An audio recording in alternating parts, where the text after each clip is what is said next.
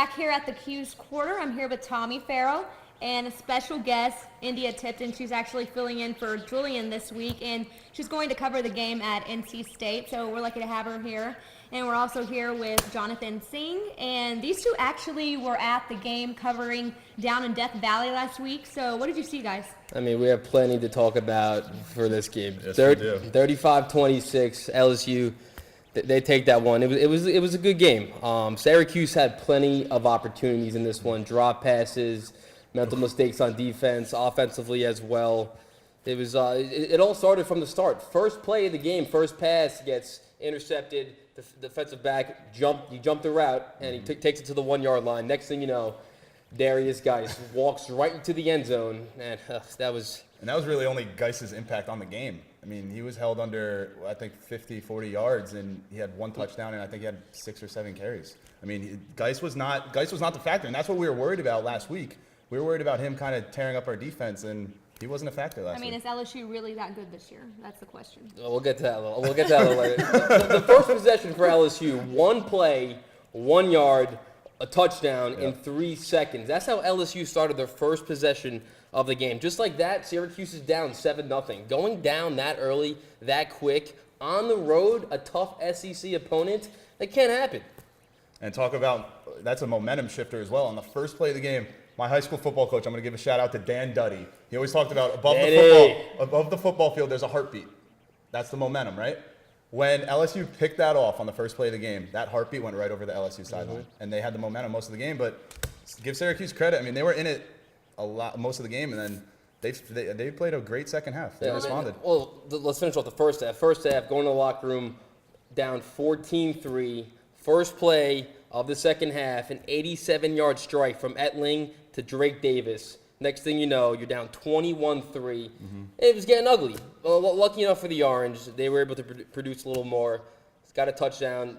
The lead was, 11 point? It was an 11-point lead that LSU had after the touchdown. It was 21-10. Let's give credit to Tommy real quick. He predicted the score to be 35-25, and the score was 35-26. So you were actually really close. I was getting a lot of heat that I predicted a score of 25, but let's just say don't count me out. I know what I'm talking about. I mean, offensively, I think it was a good game for Syracuse. Dungy, 32 for 52, 265 yards, 1 touchdown, and the pick we spoke about earlier. Tommy, the receivers were hot. They were. They were on. They were, and especially against LSU is always known for DBU, as they call it. I mean, they have speedy, athletic D-backs. No problem for Ish or Phillips. I mean, they had a day. They both were. Ish had over 100 yards, and Phillips was at 93 yards or something. I mean, great game by the wide receivers, especially with an SEC D-back unit. Yep. I mean, both with 11 catches. Phillips and Irv, they were on. And that was great to see. Once again, it was great to see. Well, we're about to play NC State this week. India, you're going to that game, and they just beat Florida State, upset them. What'd you guys see? Ryan Finley.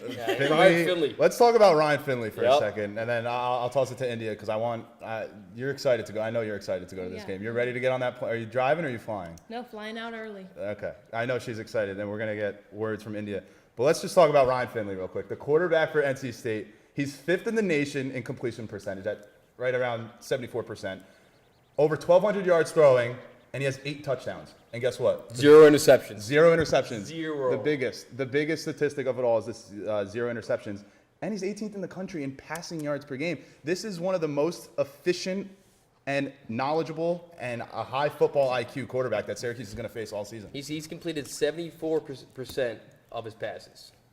Big question here is Bradley Chubb, one of the top defensive players in the nation, arguably.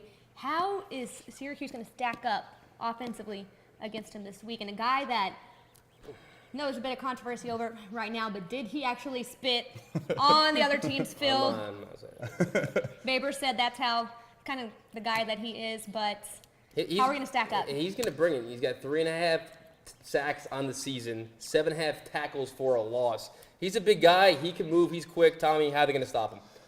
I challenged the offensive line a lot this season. I'm challenging them again because it's not just Bradley Chubb. I mean, it's the entire front seven of NC State. Where they lack is in their secondary, but NC State runs a 4-2-5 defense, which means they got 4 D linemen, 2 linebackers, and that third guy, he's a rover technically, so he can be used as a linebacker and he can be used as a D-back as well. They're going to run a lot of cover 4 on known pass plays. They want those D-backs to cover field, but don't be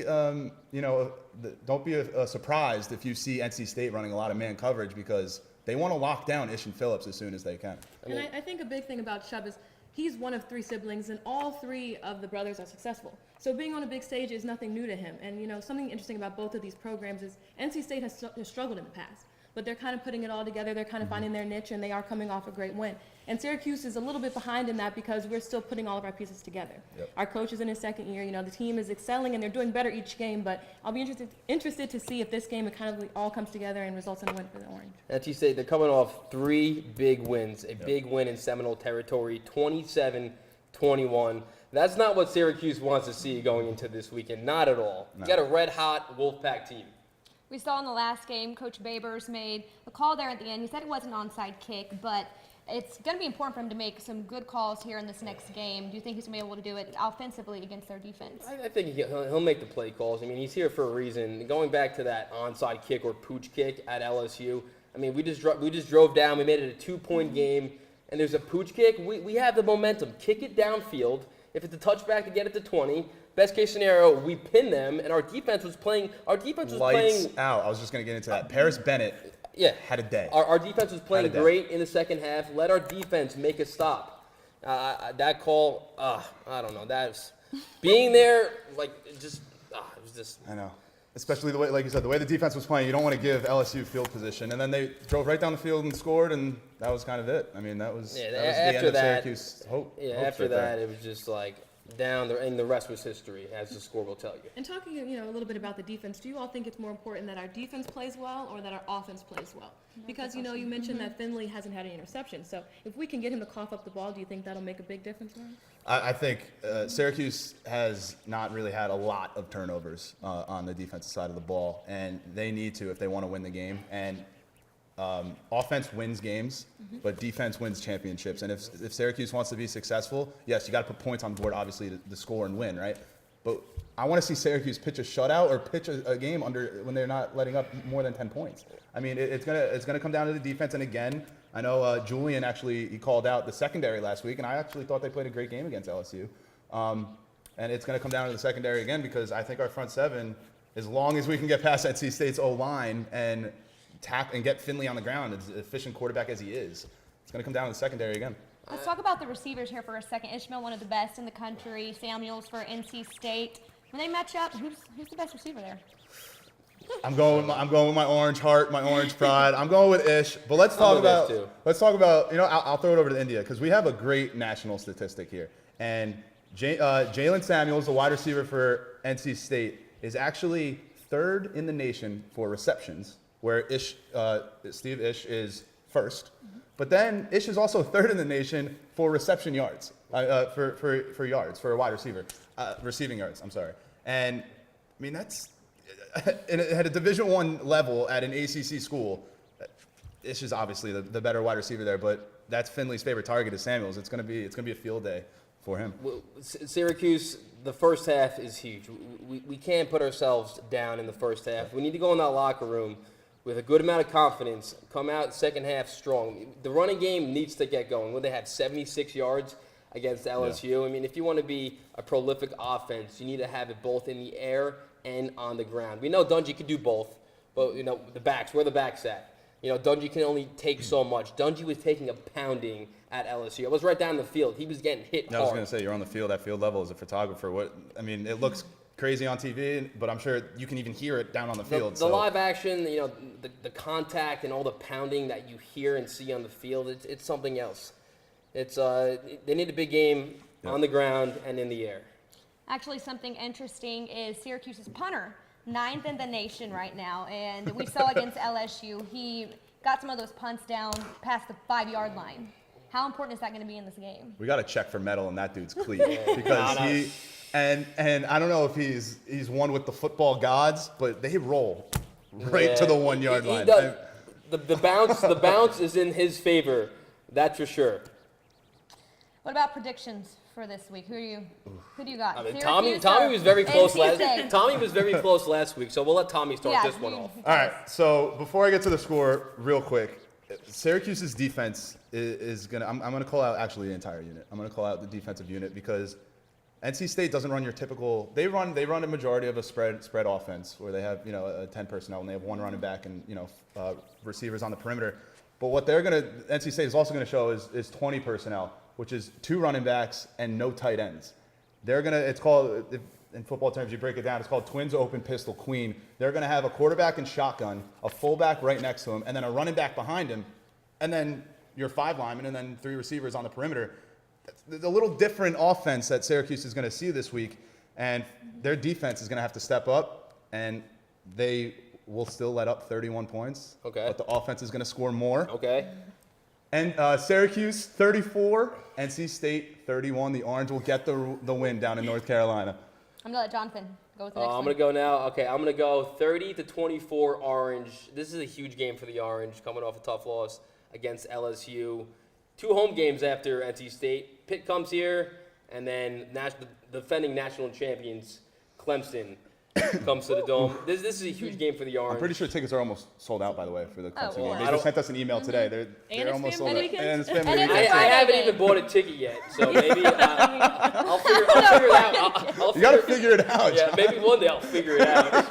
But no, guys, this is a big game for Cuse. Like I said, 30-24.